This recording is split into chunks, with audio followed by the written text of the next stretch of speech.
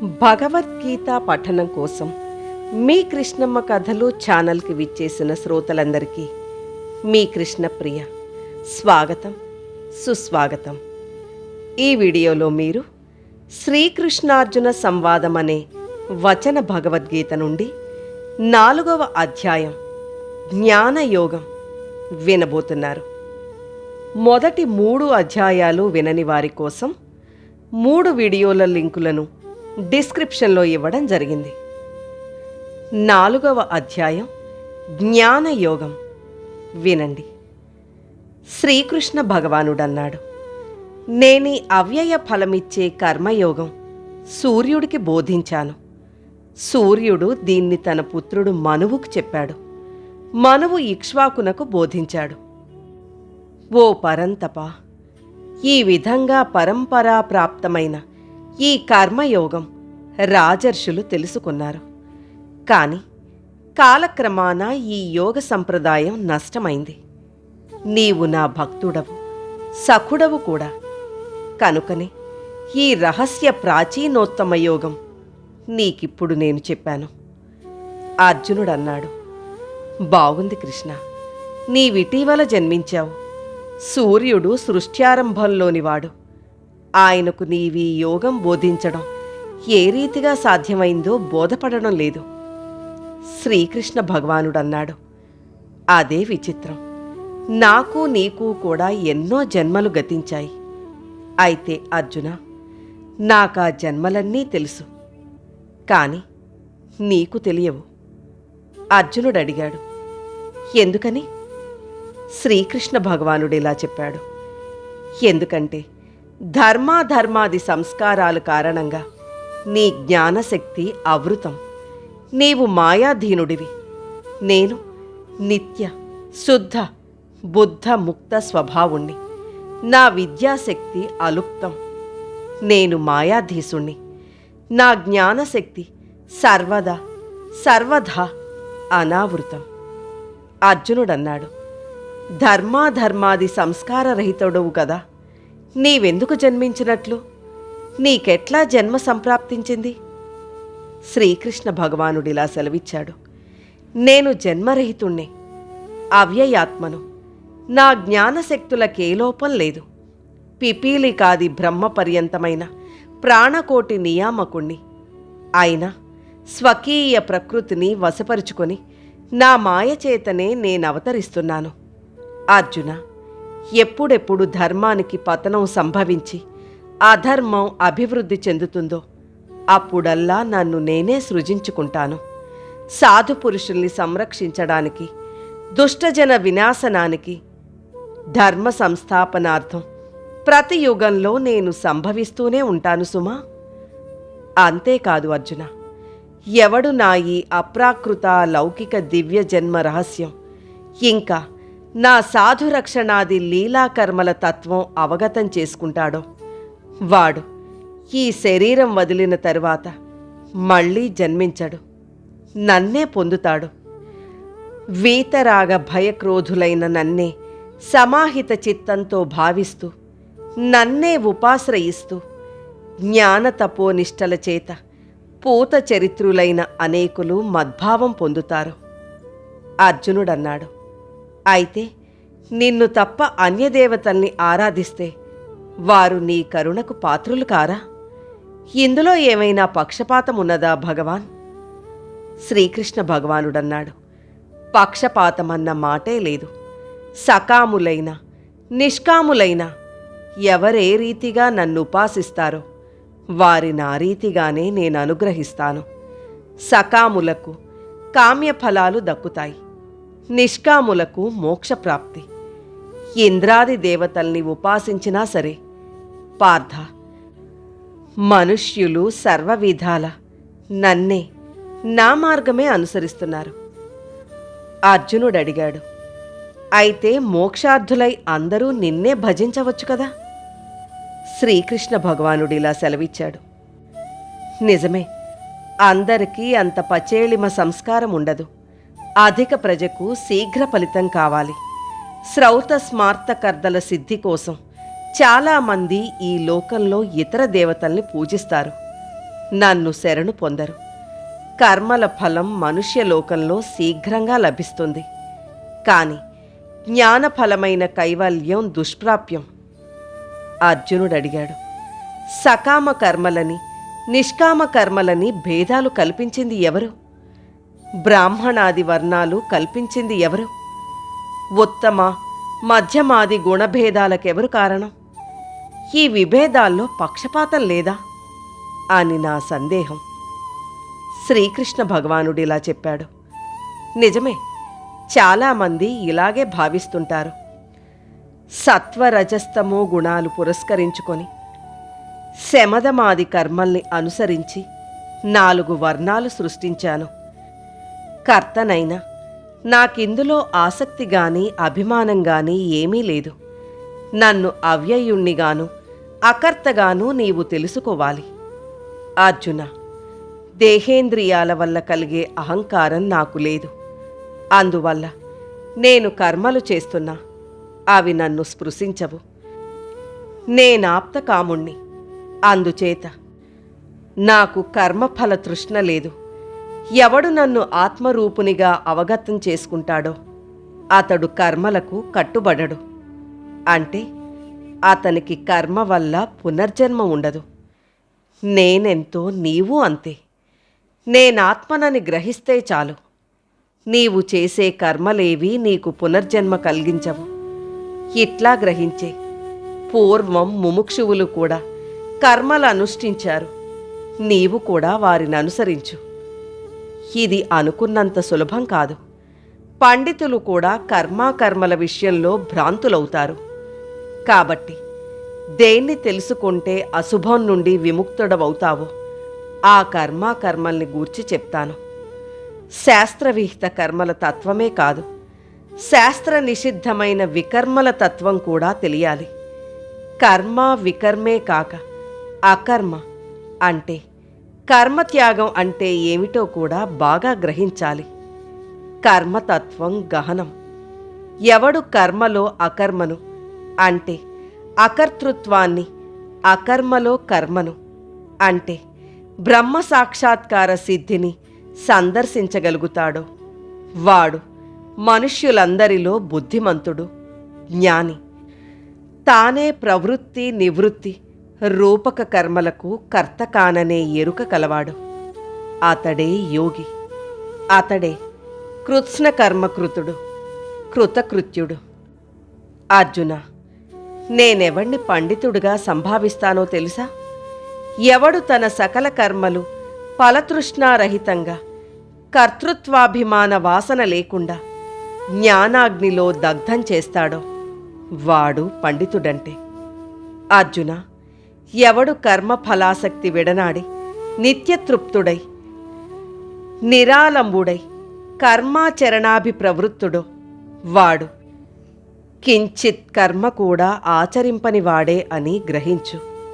ఎందుకంటే అతని కర్తృత్వ బుద్ధి జ్ఞానాగ్ని దగ్ధం.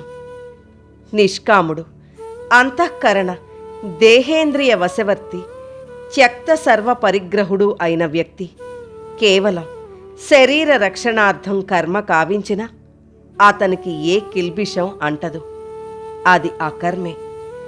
యదృచ్ఛాలాభ సంతుష్టుడు, ద్వంద్వాతీతుడు, విమత్సరుడు, నిర్వైరుడు, కార్యసిద్ధిలో కాని అసిద్ధిలో గాని సమబుద్ధియుక్తుడు కర్మ ఆచరించిన అతన్ని ఆ కర్మ బంధించదు. అది అకర్మే. ఆసక్తి విరహితుడు, విముక్తుడు, జ్ఞానావస్థిత చిత్తుడు అయిన వ్యక్తి యజ్ఞార్థం అంటే లోక సంగ్రహార్థం, ఈశ్వర ప్రీత్యర్థం కావించే కర్మగాని తత్ఫలంగాని సమగ్రంగా విగత కర్మవుతుంది. సర్వం కల్విదం బ్రహ్మ అనే జ్ఞానానుభూతి కలవాడు కాబట్టి అది అకర్మే. ఆహుతి సాధనాలైన సృక్సువాదులు బ్రహ్మస్వరూపం, హవిస్సు బ్రహ్మం, అగ్ని బ్రహ్మం, హోత బ్రహ్మం, హవనక్రియ బ్రహ్మం. కర్మలో బ్రహ్మబుద్ధి గల ఆ పురుషుడు పొందే ఫలం కూడా బ్రహ్మే. అంతా బ్రహ్మమయంగా సంభావించగలగాలి. అర్జునుడడిగాడు. భగవాన్, జ్ఞానప్రాప్తికి ఉపాయాలైన వివిధ యజ్ఞాలు కాస్త వివరిస్తారా? శ్రీకృష్ణ భగవానుడిలా చెప్పాడు. తప్పక చెప్తాను. వివిధ సాధనాలతో కావించే ప్రాథమికమైన యజ్ఞం ఇప్పుడే చెప్పాను కదా. ఇంకా ఎన్నో రకాల యజ్ఞాలున్నాయి. వ్యక్తి తన సంస్కార బలం కొద్దీ సాధించదగ్గవి. కొందరు యోగులు జ్యోతిష్ఠోమాది యాగాలు చేసిన తరువాత దేవతా పూజ అనే యజ్ఞం నిర్వహిస్తారు. ఇది కర్మయజ్ఞం. ఇంకా కొందరు బ్రహ్మ అనే అగ్నిలో జీవాత్మనాహుతి చేస్తారు. అంటే సోపాధికమైన జీవాత్మను నిరుపాధికమైన పరమాత్మగా సందర్శిస్తారు. ఇదే జ్ఞానయజ్ఞం. ఇతర యోగులు, నైష్టిక బ్రహ్మచారులు, సన్యాసులు కర్ణాది ఇంద్రియాల్ని సంయమనాగ్నిలో ఆహుతి చేస్తారు. మరికొంతమంది గృహస్థులు శబ్దాది విషయ సమూహాన్ని ఇంద్రియాగ్నిలో ఆహుతి చేస్తారు. అంటే ఇంద్రియాలతో ధర్మవిరుద్ధంగాని విషయాలు గ్రహించి హోమబుద్ధితో భోగిస్తారు. ఇంకా మరికొంతమంది ధ్యానయోగులు జ్ఞానప్రదీప్తమైన ఆత్మనిగ్రహమనే యోగాగ్నిలో ఇంద్రియ కర్మలు, ప్రాణాది వాయుపంచక కర్మలు ఆహుతిస్తారు. మరికొంతమంది ద్రవ్యదానమనే యజ్ఞం నిర్వహిస్తారు. ఇదే రీతిగా తపోయజ్ఞం, చాంద్రాయణాది వ్రతపరాయణులు కొందరు, ప్రాణాయామాది రూపమైన యోగయజ్ఞనిష్ఠులు కొందరు, యతులు వేదాభ్యాసం, వేదార్థ జ్ఞానయజ్ఞం వంటి జ్ఞానయజ్ఞాలలో నిష్ఠులు, ఇంకా పూరక ప్రాణాయామం కావించే యోగులు కొందరు. వీరు అపాన వాయువులో ప్రాణవాయువును హోమం చేస్తారు. ఇట్లాగే రేచక ప్రాణాయామం చేసేవారు. వీరు ప్రాణవాయువులో అపానవాయువు హోమం చేస్తారు. ఇంకా ప్రాణాపాన వాయువుల గతి నిరోధించి ప్రాణాయామం చేసే యోగులు ఉన్నారు. వీరు కుంభకులు. మరికొంతమంది నియతాహార యోగులు. వీరు వాయు సమూహాన్ని వాయువుల్లో హోమం చేస్తారు. వీరంతమంది యజ్ఞవేత్తలు. వీరి పాపాలు యజ్ఞాల వల్ల క్షాళనమవుతాయి. ఓ కురుశ్రేష్ఠ, యజ్ఞశిష్టామృతం భుజించేవారు శాశ్వత బ్రహ్మ పదవినందుకొంటారు. యజ్ఞానుష్ఠాన విహీనుడు సర్వజన నిందితుడు. అతనికి అనాయాసంగా లభించే ఇహలోక సుఖం కూడా ప్రాప్తించదు. ఇక విశిష్ట సాధన సాధ్యమైన పారలౌకిక సుఖం మాటెందుకు? వేదంలో బహుముఖీన యజ్ఞాలు ప్రస్థాపితం. అవన్నీ మనోవాక్కాయ కర్మలకు సంబంధించినవి. ఆత్మ నుండి కలుగలేదు.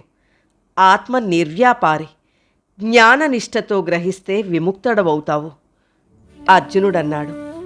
భగవాన్, ఎన్నెన్నో యజ్ఞాలు పేర్కొన్నారు. ఇందులో ఏ యజ్ఞం మిక్కిలి శ్రేష్టమో నిర్ణయించండి. శ్రీకృష్ణ భగవానుడిలా చెప్పాడు. పరంతప, ఫలారంభకాలు అనాత్మజన్యమైన అన్ని ద్రవ్యయజ్ఞాల కన్నా జ్ఞానయజ్ఞం మిన్న శ్రేయస్కరం. ఎందుకంటే జ్ఞానం కూడా మనోవ్యాపారధీనమే అయినా అది మనస్సు నుండి పుట్టదు. అది మనఃపరిపాకాన్ని బట్టి అభివ్యక్తమవుతుంది. అఖిల కర్మలు ఫలసమేతంగా ఆత్మజ్ఞానంలోనే అంతర్గతమవుతాయి. అర్జునుడడిగాడు. బ్రహ్మజ్ఞానమెట్లా లభిస్తుంది? శ్రీకృష్ణ భగవానుడిలా సెలవిచ్చాడు. అర్థిస్తే వస్తుంది. ప్రణమిల్లి పరిప్రశ్నించి పరిచర్యలొనర్చి తత్వదర్శనులైన జ్ఞానుల్ని అర్థిస్తే వారు నీకుపదేశిస్తారు బ్రహ్మజ్ఞానం. పాండవ, ఆ బ్రహ్మజ్ఞానం పొందితే నీకిటువంటి వ్యామోహం కలగనే కలగదు.